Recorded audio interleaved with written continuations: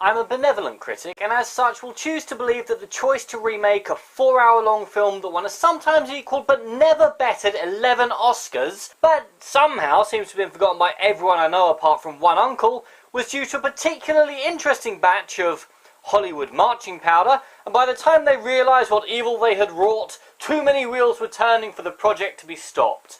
Or they were trying to make me feel nostalgic for the sludge that passed for summer 2016.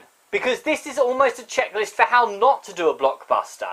But before I start, I do want to say that the soundtrack is pretty good, and Morgan Freeman does his best sleepwalking towards a paycheck. But aside from that, I'll start small. The pacing in this film is horrific.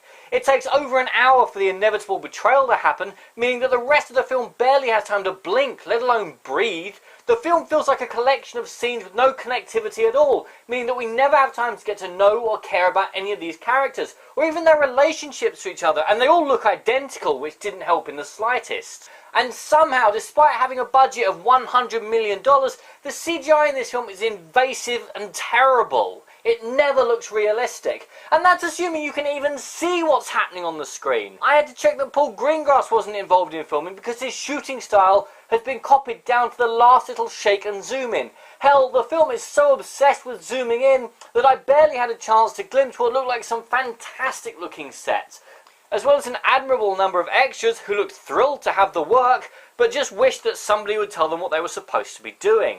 And then you get onto the lead roles, with the main hole in the air being called Jack Houston, in his first and probably last starring role. A being who every night wishes upon the stars that they will grant him his heartfelt desire of having the charisma of a mildly depressed Belgian accountant. None of the others fare any better, and with the villain, antagonist, sympathetic but trapped by circumstance man, seemingly changing personality motivations from second to second, nothing is ever made clear.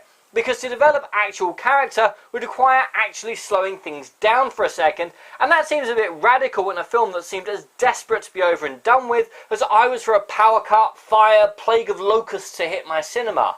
Oh, and as for the film's most famous supporting character, it is nice. And I do applaud the actor that he actually sought out and got the blessing of Pope Francis for the role.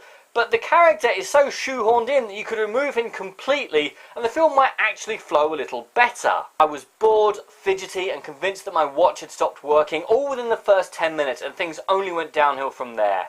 The sword and sandals epic is probably going to end after this film, and it's a tragic end to a once all-conquering genre.